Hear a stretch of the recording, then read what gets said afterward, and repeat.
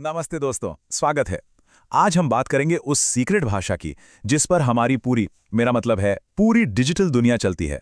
जी हाँ, यह है बाइनरी सिस्टम, कंप्यूटर की अपनी जुबान। और आज हम मिलकर इसे डिकोड करने वाले हैं। तो कभी सोचा है कि एक मशीन जो बस बिजली से चलती है, वो हमारे कॉम्प्लेक्स आइडियाज, हमारी बातें, हमारी दुनिया को आखिर समझती कैसे है?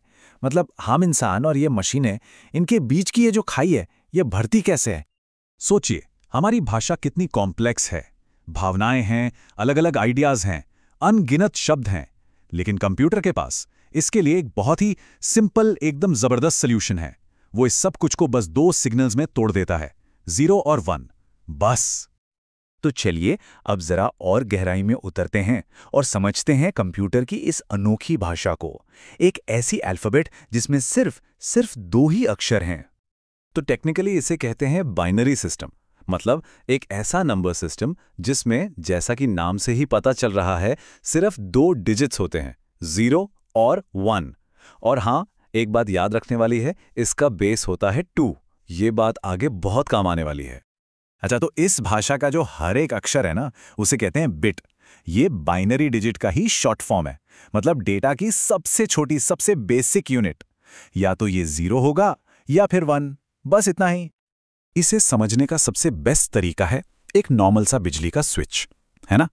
कंप्यूटर के सर्किट में 0 का मतलब होता है ऑफ, यानी कोई करंट नहीं है, और 1 का मतलब है ऑन, यानी करंट फ्लो हो रहा है। बस इन्हीं दो सिंपल स्टेट्स पर पूरा का पूरा खेल टिका है। ओके, तो ऑन और ऑफ तो समझ आ गया, लेकिन सवाल है कि सिर्फ इन दो सिग्नल से कंप्यूटर इतने बड़े बड़े नंबर्स, इतनी सारी इंफॉर्मेशन, ये सब कैसे दिखाता है? चलिए पता लगाते हैं। इसका सारा राज छिपा है प्लेस वैल्यू में। याद है स्कूल में हम सीखते थे इकाई, दहाई, सैकड़ा? वैसे बाइनरी में हर जगह, हर पोजीशन 2 की पावर को दिखाती है, और ये राइट साइड से शुरू होती है। ये टेबल देखिए, इससे सब एकदम क्लियर हो जाएगा। देखिए, हमारा जो नंबर 2 है वो बाइनरी में 10 बन जाता है, नंबर 4 बन जाता है 100 और 8 बन जाता है 1000। देख रहे हैं ये पैटर्न? ये सब 0 और 1 का ही कॉम्बिनेशन है। तो अब जब बेसिक्स क्लियर हो गए हैं, तो चलिए अब इन दोनों दुनियाओं के बीच नंबर्स को ट्रांसलेट करना सीखते हैं। इसमें बड़ा मजा आएगा। बाइनरी से डेसिमल में बदलना ना बहुत सीधा है। चलिए 1101 का एग्जाम्पल लेते हैं। हम राइट साइड से शुरू करेंगे। सबसे राइट वाला 1, उसकी जगह है 1। उसके बगल में 0, उसकी जगह है 2। फिर अगला 1, उसकी जगह है 4। और सबसे लेफ्ट वाला 1, उसकी जगह है 8। अब करना क्या है? बस जहां जहां 1 है उन वैल्यूज को जोड़ देना है। तो 8 + 4 + 1 कितने हुए? 13। देखा कितना सिंपल है? और अगर उल्टा करना हो, मतलब डेसिमल से बाइनरी, तो हम उस नंबर को लगातार 2 से डिवाइड करते जाते हैं, और हर बार जो रिमाइंडर यानी शेषफल बचता है उसे लिखते जाते हैं, जब तक कि आखिर में 0 ना आ जाए। फिर बस सारे रिमाइंडर्स को नीचे से ऊपर की तरफ पढ़ लीजिए, और ये देखिए 13 वापस 1101 बन गया। तो अब हम बिट्स को तो समझ गए। चलिए अब एक लेवल और ऊपर चलते हैं। देखते हैं कि ये बिट्स मिलकर और ज्यादा यूजफुल चीजें कैसे बनाते हैं।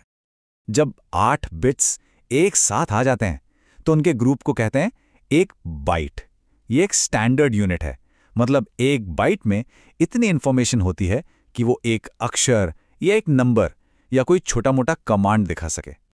और फिर यही बाइट्स मिलकर वो बड़ी बड़ी यूनिट्स बनाते हैं जिनके बारे में हम सबने सुना है। Kilobyte, megabyte, gigabyte. 1024 बाइट्स का बनता है 1 किलोबाइट, फिर 1024 किलोबाइट्स का 1 मेगाबाइट, और ये सिलसिला चलता रहता है। और सोचिए ये सब शुरू कहां से होता है? सिर्फ 0 और 1 से। तो बड़ा सवाल अब ये है कि आखिर ये इतना सिंपल ऑन ऑफ वाला सिस्टम इतना पावरफुल क्यों है? ये हमारी पूरी डिजिटल दुनिया को चला कैसे रहा है? जवाब है ये हर जगह है। सचमुच कंप्यूटर के प्रोसेसर के अंदर, हमारी फाइलों में, तस्वीरों में, गानों में, इंटरनेट पर जो डेटा इधर से उधर जाता है, हर एक चीज अपने सबसे बेसिक लेवल पर बाइनरी कोड ही है। ये कंप्यूटर की नींव है, उसकी बुनियाद। और ये हमें एक बहुत ही पावरफुल कंक्लूजन पर लाता है।